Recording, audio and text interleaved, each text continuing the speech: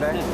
Yeah, I'm really excited about today. We get to go meet these sailors. They're getting ready to go on a deployment, and they're out there doing sea trials. They said, testing the ship, and it's going to be really cool to go out and be on, I guess, the tallest, longest, fastest aircraft carrier in the world. To fly on this airplane and do a tailhook landing on an aircraft carrier, I mean, that's crazy. Right now we're in the middle of a battle problem where there is force out there, both air, surface, submarine force that is trying to attack us.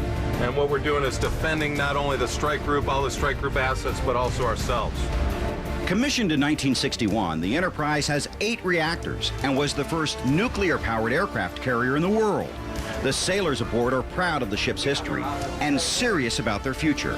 With training almost complete, in less than a month, they are headed for the Persian Gulf. Gentleman has got the wheel, not a traditional wooden ship's wheel, but a metal wheel. He or she is all of about 17, 18 years old, just old enough to drive, and yet we entrust them as one of our most junior sailors to drive the ship. Lots of training involved, a lot of pride in driving the ship. How'd you like to wake up in the morning and know you had to steer this thing around and not mess anything up? Yeah. So, yep, it's gonna be a big day. Gotta steer the aircraft carrier. A lot of pressure. What course we coming to? 270. Papa, Corpin 270, over. Traverse clear, I stand by. Some things happening right now. We've got a couple inbound aircraft, unidentified ship that's approaching. 130, indicate 24 RPM, aye sir. Getting a little nervous. As Edwards quickly found out, typical shifts are at least 12 hours, but around-the-clock maneuvers are also not uncommon. For the 5,500 men and women aboard, it is truly a labor of love. And even though Carl didn't get to fly an F-18, he did get to launch one. Let me tell you, I came here a little bit naive. I thought I understood what went on here. I thought I could imagine, how hectic it is up on that flight deck. But I'm telling you, sitting there and watching those jets go off, I mean, my heart was pounding. Those guys are brave. That is a crazy job, and it's definitely as exciting as a racetrack or more. I heard somebody say that landing on an aircraft carrier was like putting a postage stamp in your living room and diving from the hallway and landing on it with your tongue. Hey, thank you, sir. Appreciate it. Thank you. Huge fan, man. Appreciate it. Hey, no, thank you, man. Thank you. For the rest of my career, I'll be thinking about you guys, and you'll be my inspiration when I got to dig down deep. So I really appreciate you guys. It's a lot of hard work and a lot of time away from the family, but it's worth it when some people come out and show that they support us. It does get hard being out here for long periods of time, but we always mesh together, and it's good to serve the country. It's awesome having someone like Carl Edwards come out and visit us, be able to take the time out of his busy schedule to come say hi, means the world to me and probably everybody else.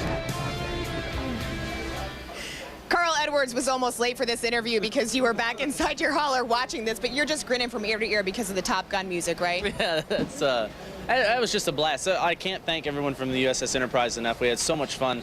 When they showed that F-18 being launched right above me, I ducked because it was 2 feet from my head. It was crazy, and those guys, those men and women put so much on the line, and they're out there really sacrificing. I didn't realize the hours they work, the conditions they work under. It's insane. I really had a blast.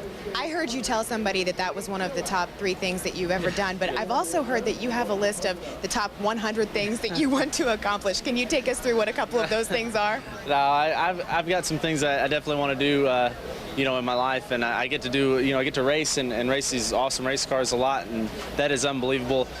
Being able to go visit USS Enterprise was, I didn't expect it to be what it was, but right now I'd say there's been a few things in my life that have been really spectacular. That's one of them, but I don't know. But you got to stay tuned. Maybe we'll do something else here in a couple of weeks. Maybe you'll do something here today at Pocono, right? Because, Carl, you won back in 2005, and you did it in your first time here. You started 29th that time, so I know it's a tall order, but starting 32nd here today, do you feel like you can make that same kind of performance? Oh, yeah, for sure. This is a track, it's a long race, and qualifying is, just like a lot of these places, it's really hard. We focus on race trim a lot, so we qualified 32nd or whatever, and I think we've got a good car. I'd love to get this off of Steeple Fusion back to Victory Lane. It's been a while. The Busch season's been going awesome. We won a dirt race this week, which is a blast, and you never know. This could be a good one.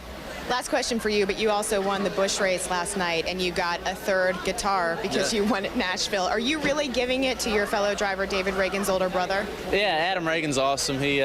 He's been. I told him I'd give him a trophy a long time ago, and I haven't been able to get him one. So that's his trophy now, and they said I could come out to the house and play it anytime I want. But just having fun. I mean, the cool part about it is being able to cross that finish line and feel the energy from those fans and to get to win these races. And if somebody else enjoys those trophies, that's what it's about.